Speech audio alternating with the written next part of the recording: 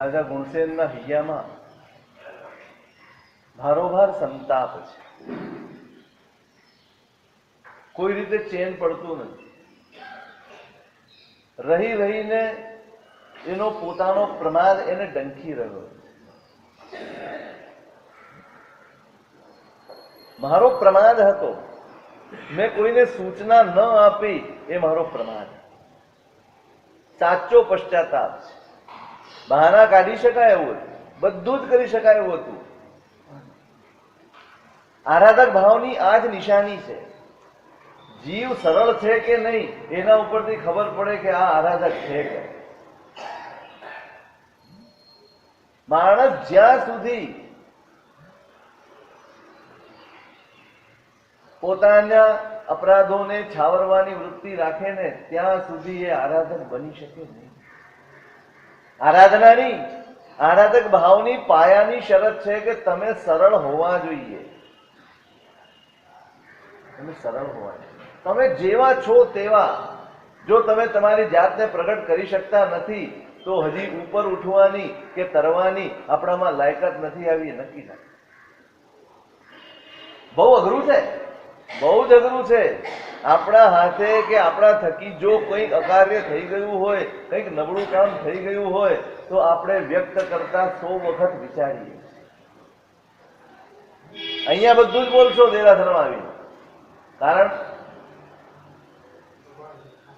સામે બોલનાર કોઈ નથી.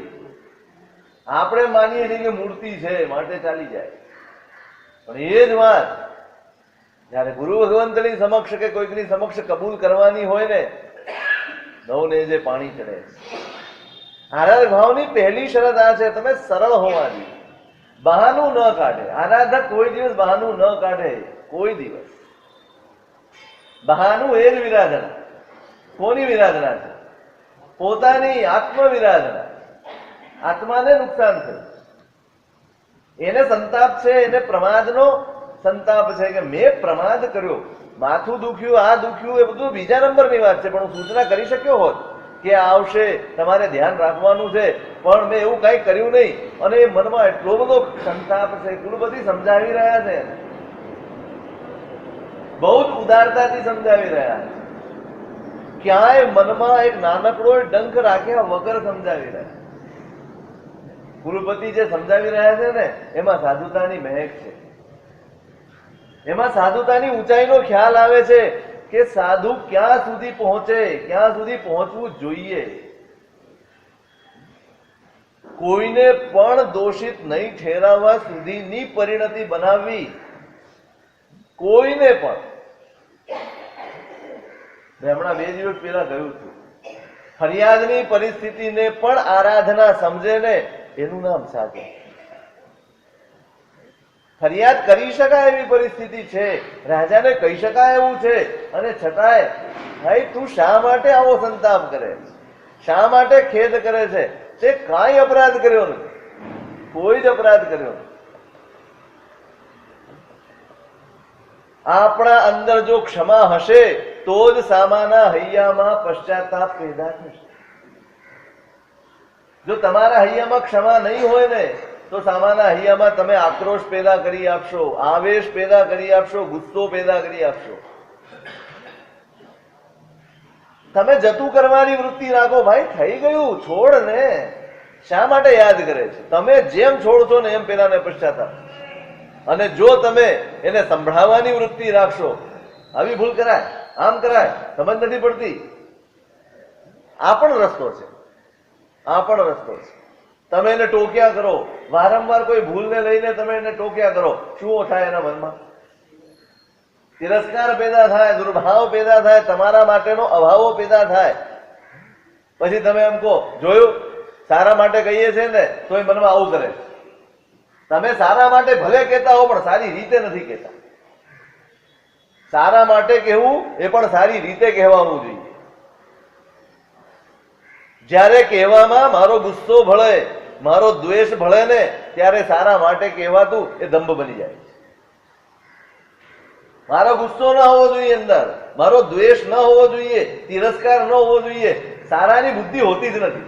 સંભળાવવાની જ વૃત્તિ હોય છે, અને જ્યાં સંભળાવવાની વૃત્તિ છે ત્યાં સામે કોઈના હૈયામાં પ્રેમ પેદા નથી થવા. રાજાને કહી શક્યા હોત ને, પણ આવું કરાય?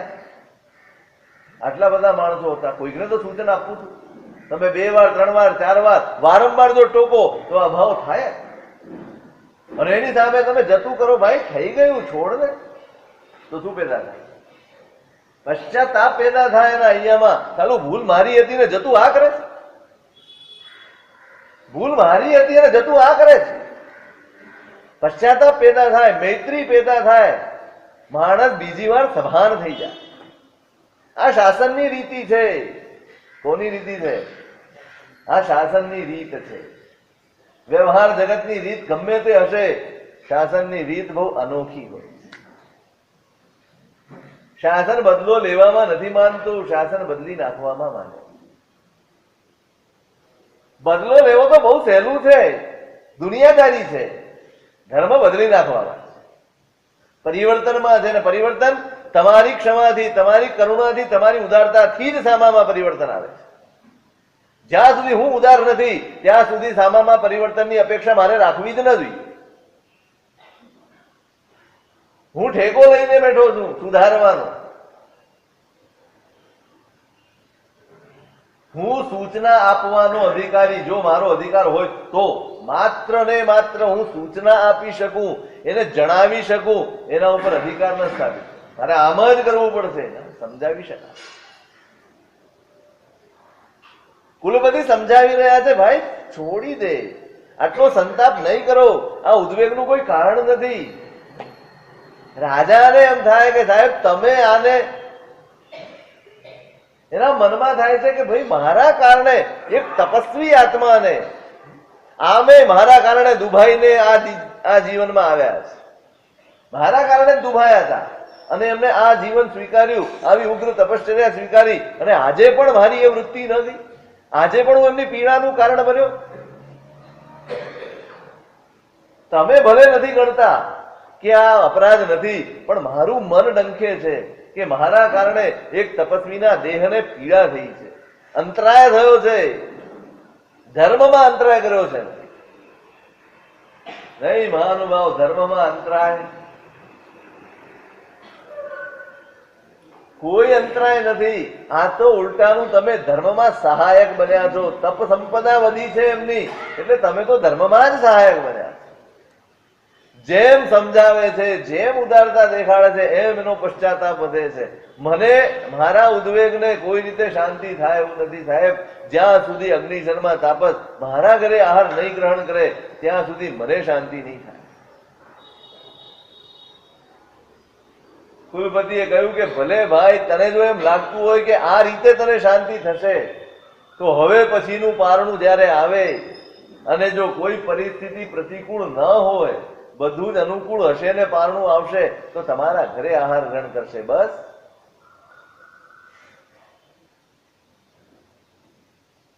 કહી દીધું. અગ્નિ શર્મા તાપસને બોલાવવા મોકલ્યા કે ભાઈ એમને બોલાવી લાવો. અગ્નિ શર્મા આવ્યા છે. એમને બેસાડીને કુલપતિ કહે છે કે ભાઈ તમે આમના ઘરેથી આહાર લીધા વગર પાછા ફરી ગયા, એનો ભારોભાર સંતાપ રાજાને થઈ રહ્યો છે. એ દુઃખી છે, એને ક્યાંય ચેન નથી પડતું. એને ગઈકાલે માથામાં પીડા થઈ અને એના કારણે આવો પ્રમાદ થયો કે તમારી દેખભાળ ન કરી શક્યા, તમને પારણું ન કરાવી શક્યા. એ પ્રમાદ હતો એમનો, અને એ એમને પીડા કરે છે. ભૂલ એમની નથી, એમનું શરીર જ સુખાકારીનું. અને આજે એમ કે છે કે તમે જો મારા ઘરે આહાર ગ્રહણ કરશો તો જ મને સાંત્વના મળશે, શાંતિ મળશે કે સાતા મળશે. તો મારી ઈચ્છા છે, કુલપતિ કહે છે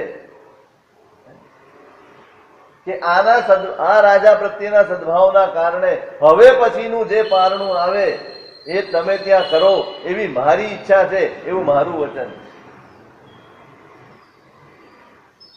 અગ્નિ શર્મા કહે છે ભૈવમ જમ તુભ્ભે આણવે. સાહેબ ભગવંત આપ જે કહો તે જ. અદ્ભુત સંબંધ છે આ અધ્યાત્મ જગતનું અદ્ભુત સંબંધ છે. અહીંયા વિચારવાનું જ નથી હોતું કાંઈ. ગુરુ શિષ્યનો સંબંધ આ દુનિયામાં એનાથી ઊંચો એકેય સંબંધ નથી. જો ખરેખર શિષ્ય થતા આવડી જાય ને તો બીજી કોઈ આરાધના ન હોય ને તોય કરી જાય. આવડવું જોઈએ. શિષ્ય એટલે બિનશરતી સમર્પણ. બિનશરતી સમર્પણ, કોઈ શરત ના હોય, કોઈ વિકલ્પ ના હોય, કોઈ વિચાર સુદ્ધા ન હોય. મન, વચન અને કાયા બધું એ ન્યોછાવર કરી શકે એ શિષ્ય થઈ શકે ને એનો ઉદ્ધાર થઈ. બીજું કાંઈ ન હોય. જ્ઞાનમાં નબળો હોય, ધ્યાનમાં નબળો હોય, તપશ્ચર્યામાં નબળો હોય, આરાધનામાં નબળો હોય, બધું જ ચાલી જાય. પણ જો સમર્પણ સંપૂર્ણ હોય તો બીજી કોઈ શરત નથી. આરાધના પણ સમર્પણથી ફળે છે, તપશ્ચર્યા પણ સમર્પણથી ફળે છે, શાસન સમર્પણથી જ સિદ્ધ થાય. જ્યાં સમર્પણ નથી ત્યાં કલ્યાણ નથી. અને સમર્પણ માટે મારે મારી જાતને, મારા આગ્રહોને, મારા મમત્વને, મારું બધું જ, મારું જેને હું મારું કહું છું એ બધું જ મારે મૂકી દેવું પડે. જ્યાં સુધી હું આ મારું છે, આ વિચાર મારો છે, આ વાત મારી છે, જ્યાં સુધી એ મારું રહેશે ને ત્યાં સુધી સમર્પણમાં ખામી રહેવાની. અને ખામી કલ્યાણ ના. આપણે બાહુબલીનું દૃષ્ટાંત વિચાર્યું હતું.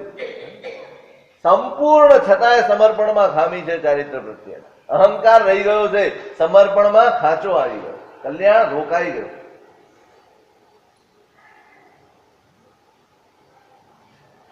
તમે જોજો, જ્યારે રાજા પોતે ગયો અગ્નિશર્મા પાસે પહેલી વખત કે સાહેબ આપને મારે ત્યાં પારણું કરવાનું છે, ત્યારે શું જવાબ આપ્યો? ભાઈ 5 દિવસની વાર છે, અત્યારથી કશું જ કહી શકાય નહીં. અત્યારથી હું હા કઈ રીતે પાડી શકું? કાલની ખબર નથી, પલની ખબર નથી, ત્યાં કાલની ચિંતા કઈ રીતે કરી શકું?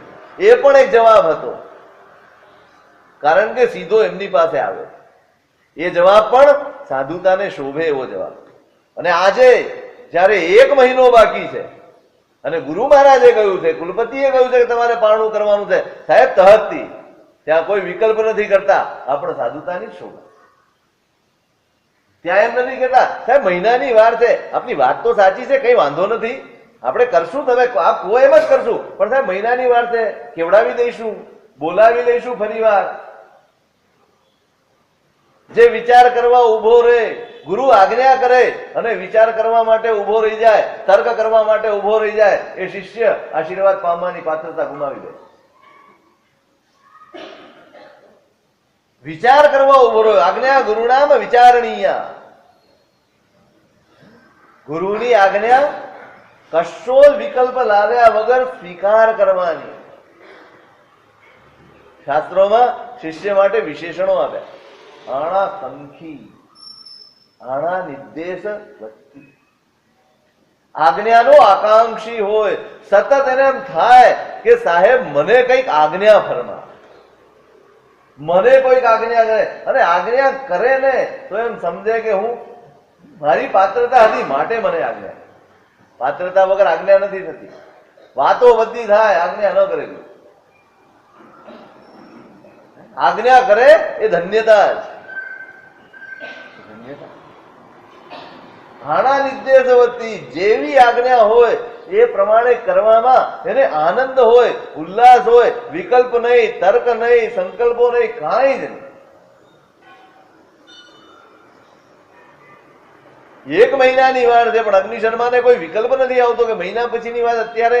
અને શી ખબર પડે જો આ વખતે આવું બન્યું કે નહીં? કહી શક્યા હોત ને સાહેબ જો આ વખતે આવું બન્યું, ફરી વાર બને તો મારું શું થાય?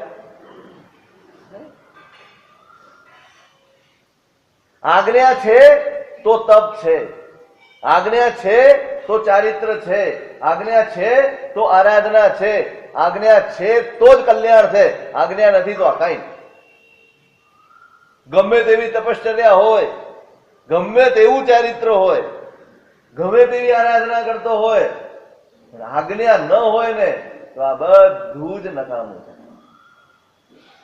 વ્યર્થ ચાલ્યું જાય. આજ્ઞા પ્રધાન ધર્મ છે. આ કેવો ધર્મ છે? આજ્ઞા પ્રધાન ધર્મ છે. મારી મન સુપીથી હું માસક ક્ષમણના પારણે માસક ક્ષમણ કરું ને તો સંસાર વધી જાય, અને ગુરુની આજ્ઞા હોય ને નોકારથી કરું ને તો સંસાર કપાઈ જાય. સંસાર તોડવા માટે માસક ક્ષમણની જરૂર નથી, આજ્ઞા પ્રત્યેની પ્રતિબદ્ધતાની જરૂર છે, આજ્ઞા પ્રત્યેની સમર્પણની જરૂર છે. સંસાર કોઈ ક્રિયાથી તૂટતો નથી, સંસાર કોઈ આરાધનાથી તૂટતો નથી, કોઈ તપશ્ચર્યાથી પણ તૂટતો નથી, જો સમર્પણ ન હોય તો. સમર્પણ હશે તો નાનામાં નાની ક્રિયા, વાસ્તુષ મુનિ શું હતું મને કહો, શું હતું? એક જ હતું. ગુરુ ભગવંતે ફરમાવ્યું છે કે તારે આટલું મોઢે કરવાનું. રોજ બેસે છે, ગાથા થતી નથી. સાહેબને લાગ્યું, મહારાજ સાહેબને, કે આ આટલી ગાથા નહીં કરી શકે. ભાઈ તું આ 3-6 અક્ષર ગોખી નાખ, મા ઋષ ને મા તુષ. એ જ સમર્પણ ભાવે, અનન્ય સમર્પણ. કેવી નિષ્ઠા હશે! ક્યાંય વિકલ્પ સુદ્ધા નથી કર્યો કે ખબર છે સાહેબને કે આને નથી ચડતું તો બીજું તો કામ સોંપે, કમસે કમ આરાધના તો થાય, હું બીજાનું કામ કાઢી આપું, પાણી લાવી આપું, આમ કરી આપું. વિકલ્પ કરે એ પોતાના કલ્યાણને દૂર ઠેલતો હોય. ક્યાંય વિકલ્પ નથી, ક્યાંય શંકા નથી. બસ મહારાજજીએ કીધું છે ગોખવાનું છે, ગોખવાનું. અને રટે છે. 1 દિવસ 2 દિવસ તમને ગાથા ન આવડતી હોય અને અમે તો પરાણે પાછળ પડી ગયા હોય, તમારે કરવી જ પડશે. કેટલી વાર ટકો?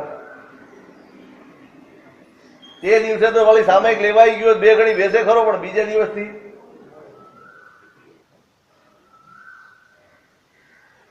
કોના પ્રત્યે નિષ્ઠા આપણી? આપણી નિષ્ઠા કોના પ્રત્યે? આપણી નિષ્ઠા આપણા મન પ્રત્યે, આપણી નિષ્ઠા આપણી ઈચ્છાઓ પ્રત્યે છે. આપણી નિષ્ઠા આ શાસન માટે, ભગવાન માટે, ભગવાનના ધર્મ માટે નથી. નિષ્ઠા હોય ને એ બાજુ જ આપણે વળીએ, નિષ્ઠા ન હોય તો આપણે વળી નથી. ક્યાં છે નિષ્ઠા? 1 દિવસ 2 દિવસ, મહિના 2 મહિનાનો સવાલ હોય તો બરાબર. 12 વર્ષ, કેટલા વર્ષ? 12 વર્ષ સુધી એક ધાર્યું, સતત એક સરખા સમર્પણ ભાવે એમણે જે કર્યું, શું થયું? જ્ઞાના વર્ણી ખપતા ખપે, 4 ઘાતી કર્મો ખપી ગયા ને કેવો જ્ઞાન પ્રાપ્ત. શેના કારણે? આપણી દ્રષ્ટિએ એની પાસે કાંઈ નહોતું. જેની પાછળ આપણે ફરીએ છીએ અને જેને ચારિત્ર ગણીએ છીએ એવું એમની પાસે કાંઈ નહોતું. પુણ્ય નહોતું, પ્રભાવ નહોતો, કાંઈ નહોતું. કોઈ પરિવાર નહોતો, કોઈ ભક્તો નહોતા, જ્ઞાન નહોતું, કાંઈ જ નહોતું એમની પાસે. એક જ તત્વ હતું અને એનું નામ છે સમર્પણ.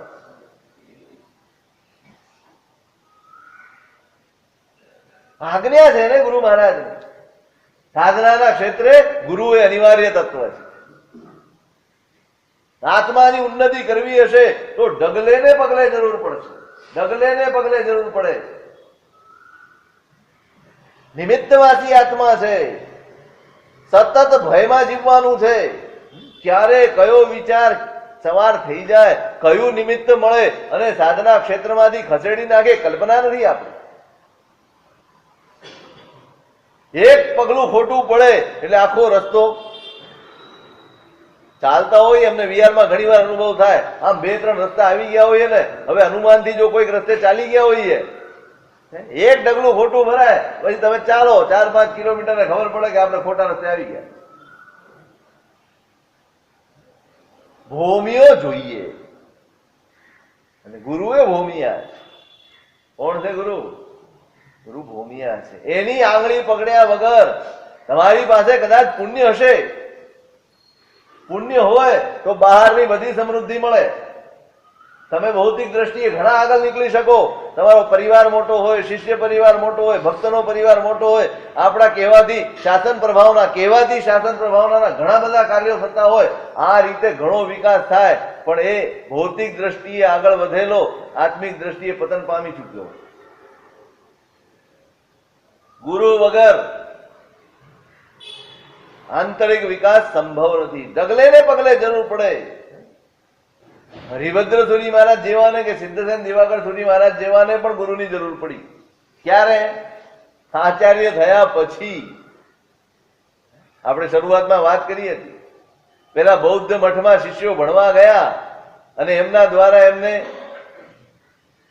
મૃત્યુ થયું અને એ આવેશ જે આવ્યો, બદલો લેવાની વૃત્તિ આવી ગઈ. આટલા જ્ઞાની મહાપુરુષને પણ એક ક્ષણ માટે ડગાવી નાખ્યા પરિસ્થિતિએ. પહોંચી ગયા બદલો લેવા માટે. કોણ કામ આવ્યું? કોણ કામ આવ્યું?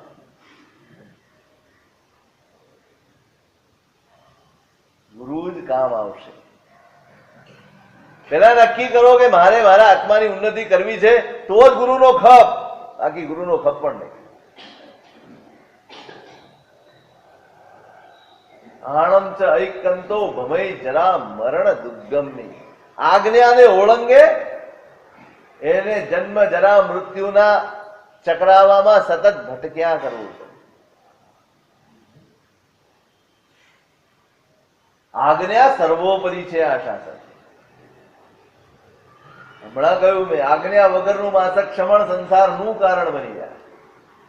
મારી શરીરની ક્ષમતા છે, મને ઉલ્લાસ પણ ઘણો છે અને મારે કરવું છે, અને હું રજા લેવા ગયો કે સાહેબ મારે માસક ક્ષમણ કરવાની ઈચ્છા છે, પછાણા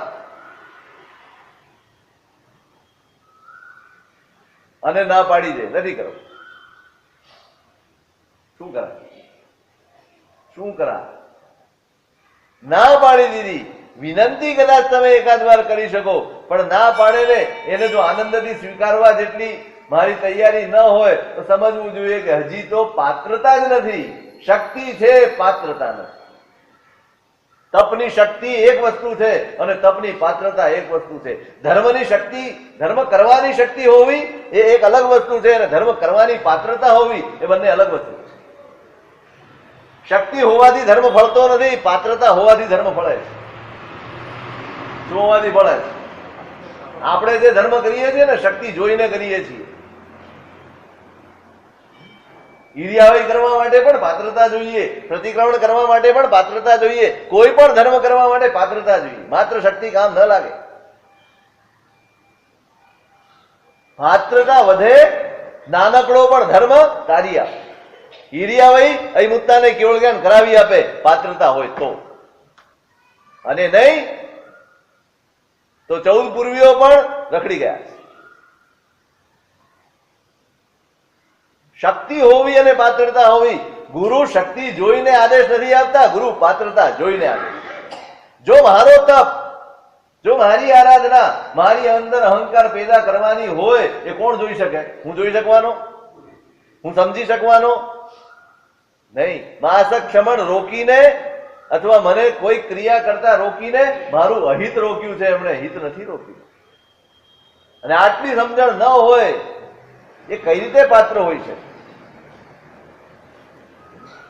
ધર્મ કરવાની પાત્રતા હોય, અને આજ્ઞાથી જ પાત્રતા આવે, આશીર્વાદથી જ પાત્રતા આવે. બસ મહત્વનું તત્વ છે. આપણે ત્યાં એક આદેશ માંગવામાં આવે. આ શાસનની પ્રણાલિકા જુઓ. તમે પૌષધ કરશો ને એટલે 2 આદેશ માંગો. ભોવેલમ સંદિશમ. ભોવેલમ શું છે?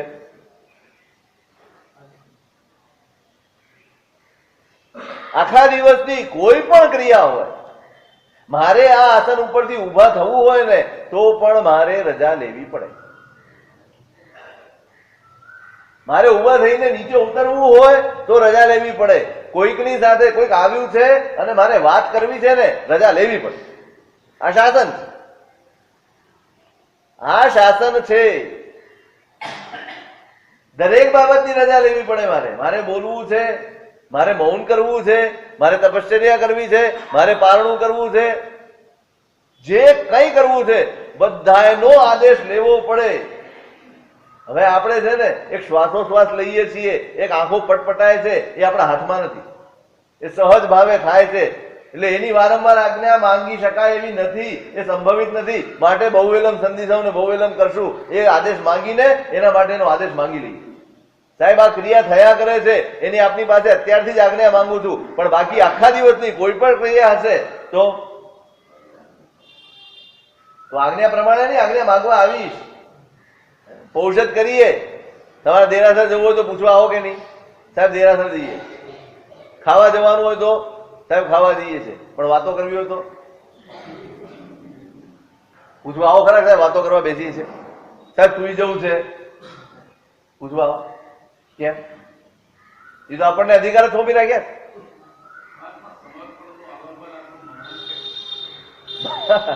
કલ્યાણનું કારણ છે ભાઈ. સમર્પણ એટલે પોતાની જાતનું વિસર્જન ન કરી શકે એ ક્યારે ઉન્નતિ પામી શકે નહીં.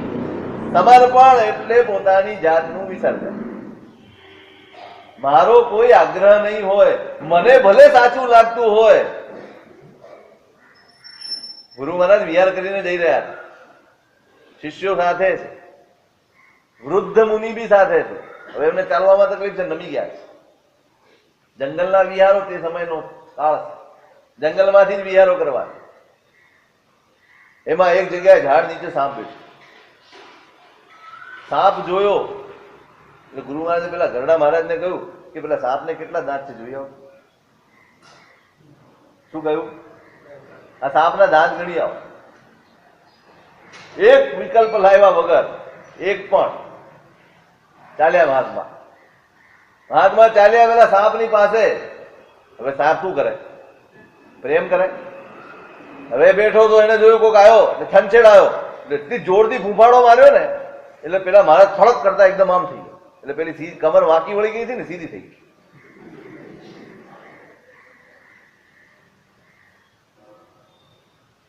આ મજાક નથી, ઘટના છે, વાસ્તવિક ઘટના. આજ્ઞા ગુરુ શું જોઈ રહ્યા છે ને એ જોવાની તાકાત મારી નથી, માટે મારે સમર્પણ જ કરવું પડે. ઉપાધ્યાયજી મહારાજે બહુ સરસ કહ્યું છે, ગુરુત્વમ સસ્ય નોદેતી શિક્ષા સાત્મીય યાવતા આત્મતત્વ પ્રકાશેન તાવત સેવ્યો ગુરુત્તમ. ગુરુની જરૂર ક્યાં સુધી? સવાલ તો થાય ને, સાહેબ કેટલા વર્ષ ગુરુની જરૂર પડે? મા બાપની જરૂર કેટલા વર્ષ?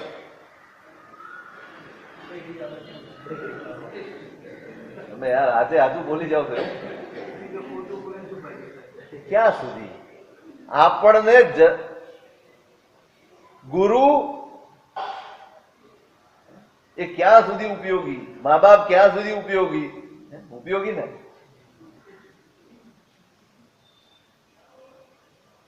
ક્યાં સુધી જરૂર પડે? ઉપાધ્યાયજી મહારાજને કોઈકે પૂછ્યું, સાહેબ ગુરુની જરૂર કેટલા વર્ષ? હું ભણી લઉં, ગણી લઉં, મને વ્યાખ્યાન આપતા આવડી જાય, હું લોકો સાથે સરસ રીતે વ્યવહાર કરતો થઈ જાઉં, બધાને આવડી શકું, જેની પાસે પૈસા કઢાવવા હોય કઢાવી શકું, જેને તપ કરાવવું હોય કરાવી શકું, બધું જ કરી શકું, મારી નિશ્રામાં બધા જ કાર્યો થતા હોય. હવે ગુરુની જરૂર ખરી? હવે ગુરુની જરૂર ખરી મારે? હવે આવડી ગયું, હવે આવડી ગયું, હવે મારે ગુરુની જરૂર છે. સંગો વિનંતી કરવા આવે છે સામેથી, એમાં કોઈ પૂછવા નથી જતું કે ભાઈ તમારા ગુરુ કોણ છે? મારો જ પોતાનો પ્રભાવ છે અને બધા વિનંતી કરવા આવે, મારે ગુરુની જરૂર ખરી? સાહેબ ક્યાં સુધી જરૂર પડે ગુરુની? ગુરુત્વમ સ્વસ્ય નો દેતી શિક્ષા સાત્મ્ય યાવતા. અભ્યાસ જ્ઞાન જ્યાં સુધી આત્મસાત ન થાય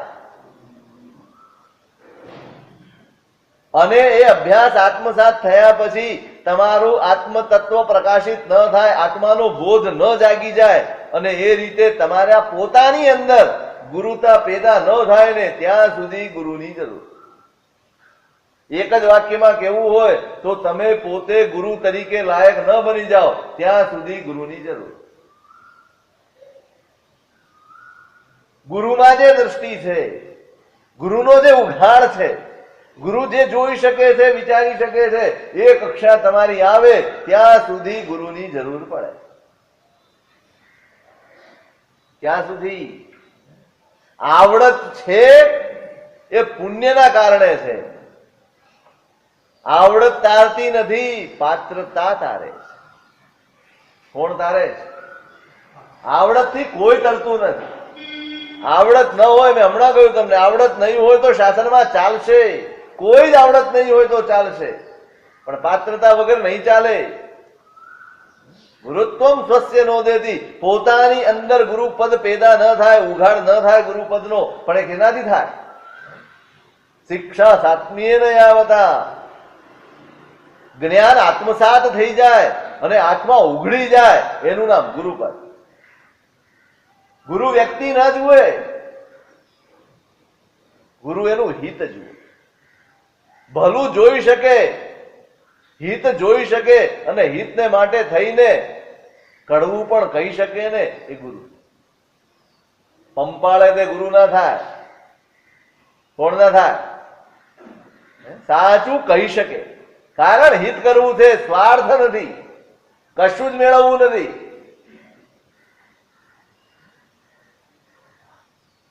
સમર્પણ જોઈએ બસ. એક જ ગુરુએ કહ્યું. વિજ્ઞાન સુરી મહારાજ હતા, નેમી સુરી મહારાજના પટ્ટેદાર. કોઈક બાળકને જોયો અને એમને એમ થયું કે આને પ્રતિબોધ કરવા જેવો છે, સાથે રાખ્યો. નેમી સુરી મહારાજની પાસે લાવ્યા કે સાહેબ આની ભાવના છે ને દીક્ષા આપવી. મહારાજ કે આને દીક્ષા આપી? સાહેબ આશીર્વાદ આપો. મોઢામાંથી લાલ પડે, બોલે તો ચોખ્ખું બોલી શકે નહીં. સાવ આપણી દ્રષ્ટિએ પહેલી જ ખણે આપણે રિજેક્ટ કરી નાખીએ એવી વ્યક્તિ, એવું પાત્ર, અને એને દીક્ષા આપવાની એમને ભાવના હતી. નેમી સુરીવાને કે સાહેબ તમે આશીર્વાદ આપો ને બાકી બધું થઈ જશે. મહાપુરુષો એમને આશીર્વાદ બી ના, કઈક જોયું હશે. અને બાળકને દીક્ષા આપી. દીક્ષા આપી અને રાજસ્થાનના ગામડાઓમાં જતા રહ્યા. કેમ? એક સંકલ્પ કર્યો કે આને મારે તૈયાર કરો. અને બાળક પણ બીજી કોઈ સમજણ નથી, પોતાની તમામ મર્યાદાઓનો બોધ છે એને કે હું આવો છું, પણ એક જ ગુણ, મારા ગુરુ જે કહે છે એમાં મારું સારું જ હશે, એટલે મારે કોઈ વિકલ્પ કરવાનો નથી. ભણવા બેસાડે, ભાઈ આ ભણો, હવે આ મને આવડશે કે નહીં એવો વિકલ્પ પણ ન કરે. આ કયો ગ્રંથ છે, આ શા માટે ભણાવો છો, આટલો મોટો ગ્રંથ મને આવડશે નહીં આવડે, વિચારવાનું જ નહીં. મેં કહ્યું ને હમણાં, જાતનું વિસર્જન કરી દેવા. પથ્થર છે ને, પોતાની જાતને શિલ્પીને સમર્પી દે, પછી એમાંથી મૂર્તિના ઘાટ ઘડાતા. પ્રતિકાર ન જોઈએ, વિકલ્પો ન જોઈએ. સોંપી દીધી એમણે પોતાની જાતને. આ ભણવાનું છે તો કે આ ભણવાનું, આવડશે, કેવું આવડશે, ભૂલ પડે છે, જે પણ થવું હોય. અને મહારાજજીએ 4 વર્ષ સુધી જે મહેનત કરી એની પાછળ,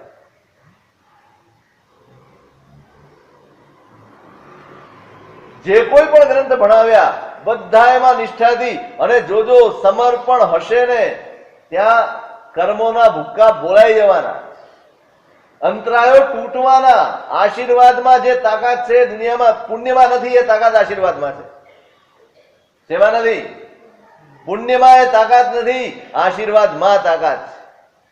પુણ્ય તમારા દુષ્કર્મોને ઢાકે અને આશીર્વાદ તમારા દુષ્કર્મોનો નાશ કરે. બોલો શું જોઈએ છે? શું જોઈએ? દુષ્કર્મને ઢાંકી આપે, તમારી એબ દબાવી દે, એનું નામ પુણ્ય. પણ તમારી નબળાઈઓને જડમૂળથી ઉખાડીને ફેંકી દે, એનું નામ આશીર્વાદ.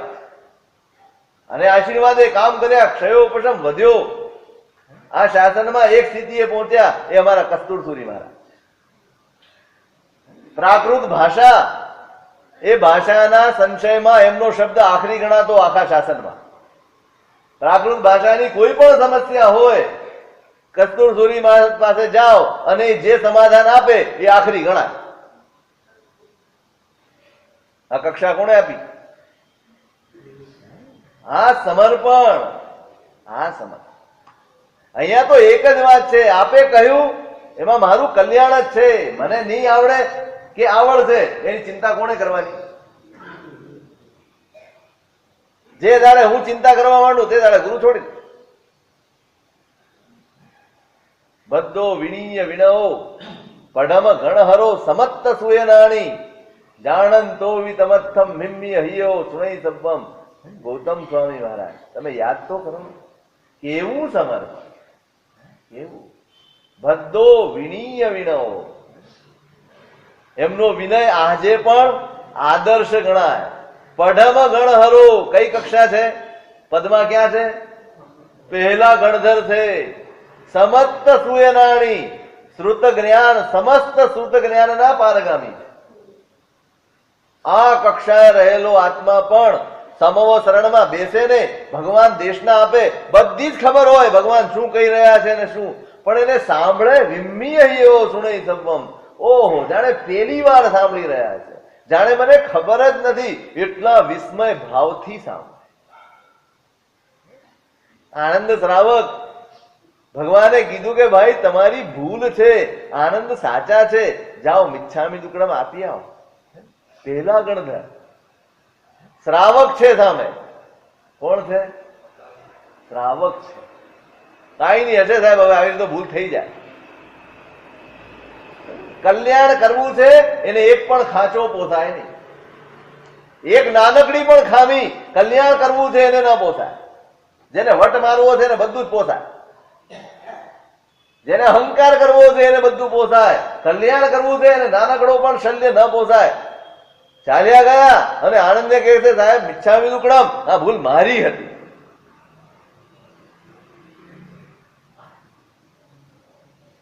અગ્નિ શર્માએ વળતી પડે, સાહેબ હા 1 મહિનાની વાર છે ને પછી જોઈશું ને કંઈક થઈ જાય ને પછી પાછો વળી ઉપાસના બારણા ઉપાસ લેવા પડે તો મારું શું થાય? અહીંયા તો આજ્ઞા એ જ આરાધના છે, ઉપવાસ આરાધના નથી. આરાધના શું છે?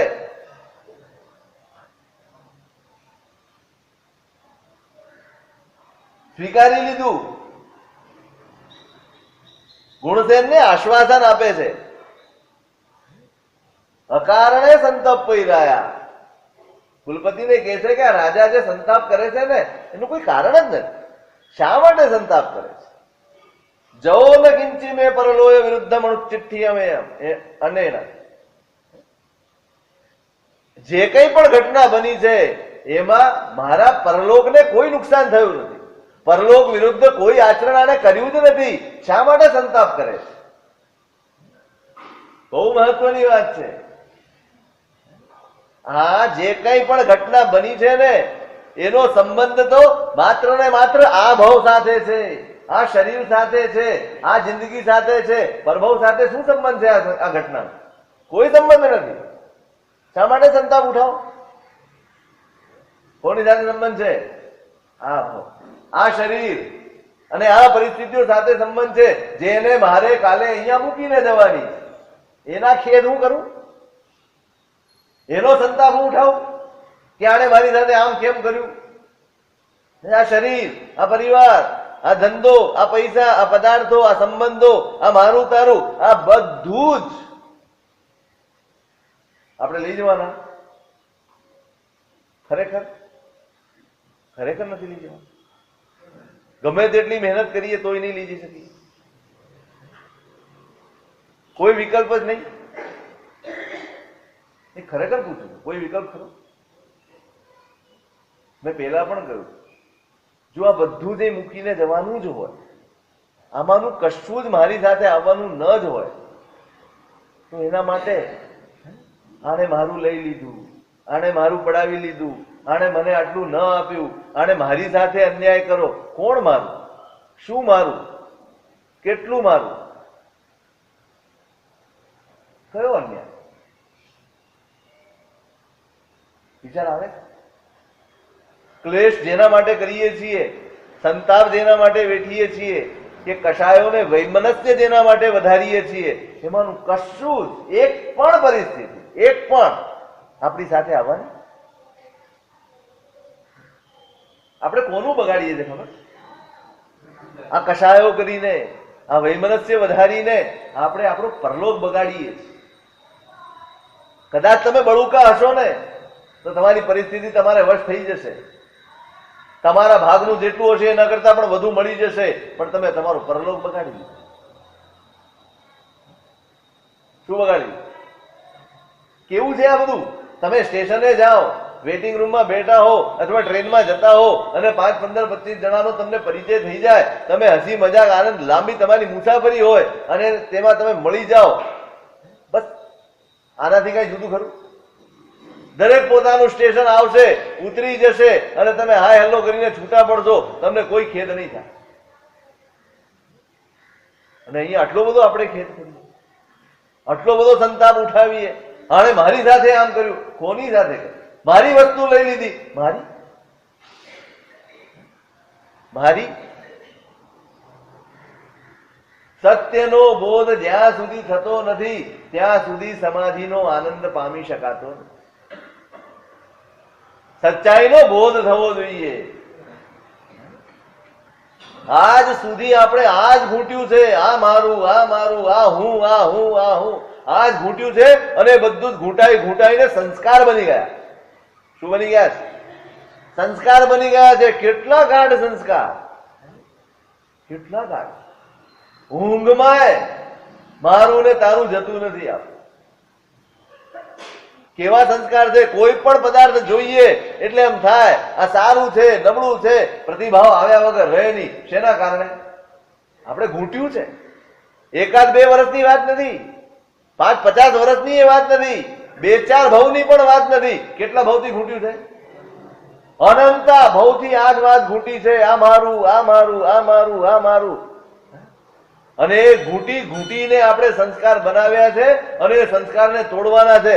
શું સાધન છે? કોઈ સાધન? તપાસ કરી ખરી? પેલા તો તોડવું જ નથી ને. સાધનની તપાસ કોણ કરે? અહમ મમેતિ મંત્રો એમ મોહસ્ય જગદાંધકૃત અયમ એવ હિ નય પૂર્વ પ્રતિ મંત્રો બી મોહજિત. ઉપાધ્યાયજી મહારાજ. અહમ મમેતિ મંત્રો એમ મોહસ્ય જગદાંધકૃત. હું અને મારું. આ મોહ રાજાએ આપેલો મંત્ર છે અને એ મંત્રને રટી રટીને આખી દુનિયા આંધળી બની ગઈ. શું બની ગઈ છે? આ મોહ રાજાએ આપેલો મંત્ર છે, મારું અને હું, હું અને મારું, હું અને મારું. અને આંધળા થઈ ગયા. આપણે આપણી જાતને જોઈ શકતા નથી, આપણે આપણું હિત જોઈ શકતા નથી, આપણું ભલું જોઈ શકતા નથી. આપણા પરલોકની ચિંતા આપણે ગઈ. આ આંધળાપણું છે. અયમ એવ હિ નય પૂર્વ પ્રતિ મંત્રો બી મોહજિત. ઉપાધ્યાયજી મહારાજ કહે છે કે આ મંત્ર રટી રટીને આપણે આપણા સંસ્કારો બગાડી નાખ્યા છે, આપણા સંસ્કારોને રફે દફે કરી નાખ્યા છે, ઊંધા સંસ્કારો પડી ગયા છે. એને જો નાશ કરવા હોય, એમાંથી જો મુક્ત થવું હોય તો આનો ઊંધો મંત્ર ગણવો પડશે. હવે આ હું નથી અને આ મારું. આ મંત્ર છે. શું છે? આ હું નથી ને આ મારું નથી. સતત રટવું પડશે ને તે રીતે જીવવું પડશે તો પુરાણા આ જૂના સંસ્કારો નષ્ટ થશે અને નવા સંસ્કારો અંદર બેસશે કે આ ખરેખર આ મારું નથી. આખા દિવસમાં કોઈ પ્રેક્ટિસ ખરી આ વાતની? આપણે બધાએ વિચારવાનું છે. હું તમે બધાએ જ્યારે પણ ફરિયાદ કરવાનું મન થાય, જ્યારે પણ આસક્તિ આવે, જ્યારે પણ કષાયો આવે, જ્યારે પણ ઈચ્છાઓ જાગ્યા, ત્યારે સમજવાનું કે હજી મેં આ મંત્ર ગણ્યો, હજી અંદર હું ને મારું પડ્યું છે. જ્યાં સુધી હું ને મારું પડ્યું છે ને ત્યાં સુધી આ જ દશા રહેવાની. ઘૂંટવું પડે એને આખો દિવસ, દરેક બાબતમાં એને લાગુ પાડવું પડે કે હું જેના માટે કશાય કરી રહ્યો છું, કે હું જેને મેળવવાની ઈચ્છા કરી રહ્યો છું એ મારું કેટલી વખત અને કેટલા વખત સુધી. નહીં ને જો મારા હાથમાં એની સત્તા ન હોય, પુણ્યની મહેરબાનીથી મને મળવાનું હોય તો એના માટે મારે કશાય કરવાના ન હોય, તો એના માટે મારે કોઈ ક્લેશ કરવાના ન હોય, મુક્ત થવાનું છે.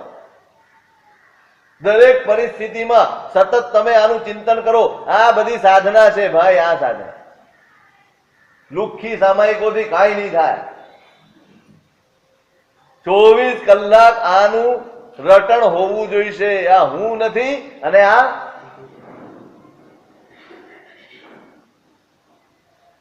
બચાવશે. આ જ મંત્ર બચાવશે કશાયોથી. આ જ મંત્ર બચાવશે આત્માનું અહિત થતા. બીજી કોઈ તાકાત નહીં બચાવી શકે. કોઈ તાકાત. આ હું નથી ને મારું નથી, આ ઘૂંટાયું હશે ને ત્યારે અગ્નિ શર્માના મોઢામાંથી આ શબ્દો નીકળ્યા છે કે ભાઈ ચિંતા શા માટે કરે, સંતાપ શા માટે ઉઠાવે, તે મારા પરલોકનું કાંઈ બગાડ્યું નથી. બહુ મહત્વની વસ્તુ છે આ. આપણને શું ખૂચે? આપણને શું કઠે? આપણા પરલોકનું અહિત કઠે કે આ ભવનું નુકસાન કઠે?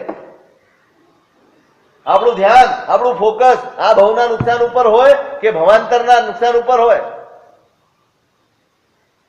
શું કઠે આપણે? આટલા વર્ષોનો ધર્મ, આટલા વર્ષોની પરમાત્માની ઉપાસના, આટલા વર્ષોની ગુરુજનોની સેવા, એને આપણામાં આટલી બુદ્ધિ પણ પેદા નથી કરી કે મારા પરલોકની હું ચિંતા કરી શકું. તો આ બધી સેવા ને આ બધું નકામું કે નહીં? આટલી બુદ્ધિ આપણામાં નથી આવી કે હું પરલોકની ચિંતા કરું. મારા પરલોકની ચિંતા હોય ને એ પેલો સરળ થઈ જ જાય. આવી પરલોકની ચિંતા આપણને નથી. પરલોકની ચિંતા આપણને જરાય નથી. આપણને આપણા અહંકારની ચિંતા છે, આપણા સ્ટેટસની ચિંતા છે, આપણી વાતની ને આપણા આગ્રહોની ચિંતા છે, પણ આપણા પરલોકને આપણને કોઈ ચિંતા નથી.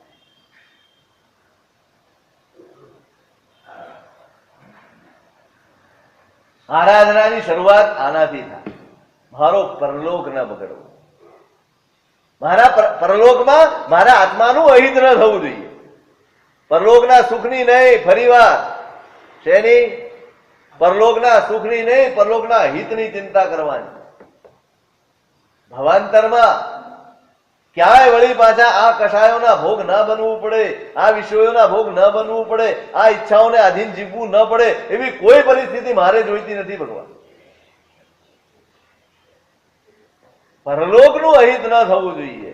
જો આ વસ્તુનો કશાય કે આ વસ્તુ ઉપરનું મમત્વ મારા પરલોકનું અહિત કરતું હોય તો મારી છોડવાની તૈયારી હોવી જોઈએ ને. ત્યાગ ધર્મ છે, એ ત્યાગ ધર્મ છે. મારા પરલોકનું બગાડે એ વસ્તુને, એ પરિસ્થિતિને હું છોડી શકું તો એ ત્યાગ મારો ધર્મ છે. છોડી શકાય છે? છોડીએ છીએ.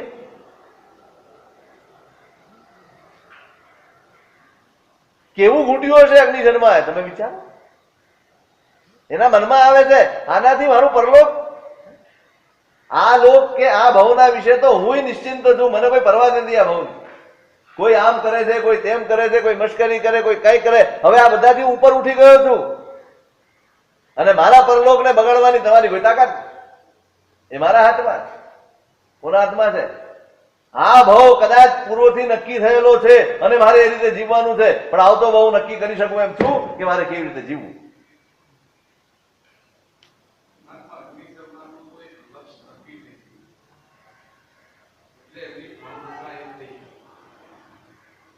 તો આપણે લક્ષ્ય નક્કી નથી કર્યું ભાઈ. એ વિના ધર્મમાં પ્રવેશી ગયા છીએ. તમે વિચારો તો ખરા, તમે ઘરમાંથી બેગ લઈને નીકળ્યા છો, કોઈ પૂછે છે ક્યાં જાઓ છો કે ખબર નથી. બોલો, આ સ્થિતિ છે ને આપણી. તો શું ગણશે એને? પછી કોઈ તમારો ભાઈબંધ હશે તો આની તબિયત સારી નથી લાગતી, પકડીને ઘરે મૂકી આવશે ને તને પાછો. ભાઈ બહાર નીકળવાની વાર છે તારે, તું બેસ ઘરે, તારી તબિયત ઠીક નથી લાગતી, તારું પ્રેશર ચેક કરાવી લે, ડાયાબિટીસ ચેક કરાવી લે. બસ આપણી આ સ્થિતિ છે. આપણે ધર્મ ક્ષેત્રે પ્રવેશી ગયા છે પણ આપણને ખબર જ નથી કે આ ધર્મ થકી મારે મેળવવાનું શું છે, મારે કરવાનું શું છે, મારે જવાનું ક્યાં છે, કાંઈ જ ખબર. પાયાની વાતો જ ખબર નથી. મેં કાલે પણ કહ્યું હતું, પાયાના ઠેકાણા નથી ને શિખરે ધજા લહેરાવી છે. પાયાના ઠેકાણા ક્યાં ખૂંચે છે? ખૂંચવું તો જોઈએ ને.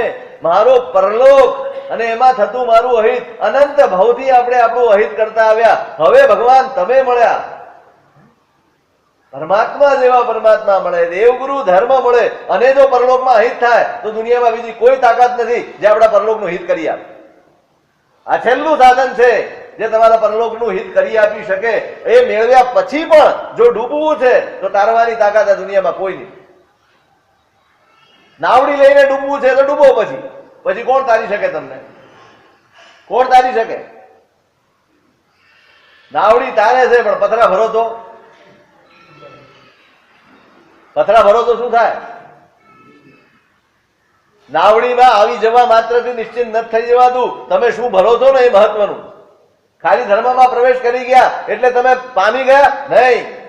અહીંયા પ્રવેશ કર્યા પછી જવાબદારી વધી જાય, ચિંતા વધવી જોઈએ. લક્ષ્ય બાંધો. હું આવ્યો ત્યારથી કહું છું, લક્ષ્ય બનાવો. શું જોઈએ છે તમારે?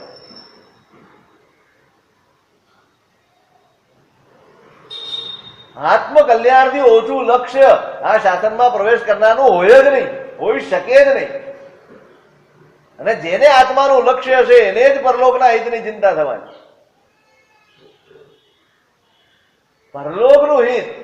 અગ્નિ શર્મા કે ભાઈ તમે ક્યાં મારા પરલોકનું કઈ બગાડી શક્યા છો? આ ભવની વાત છે. આ તો તમે આ શરીરને કઈ કષ્ટ પડ્યું હશે તો પડ્યું હશે, આને સાથે શું લેવા દેવા? આને તો હું ક્યારનો ભૂલી ચુક્યો છું. આને તો ભૂલી ચુક્યો છું. પરલોકનું હિત મારી સામે એ છે અને એ તમે બગાડ્યું નથી, માટે તમારે સંતાપ કરવાની કોઈ જરૂર નથી.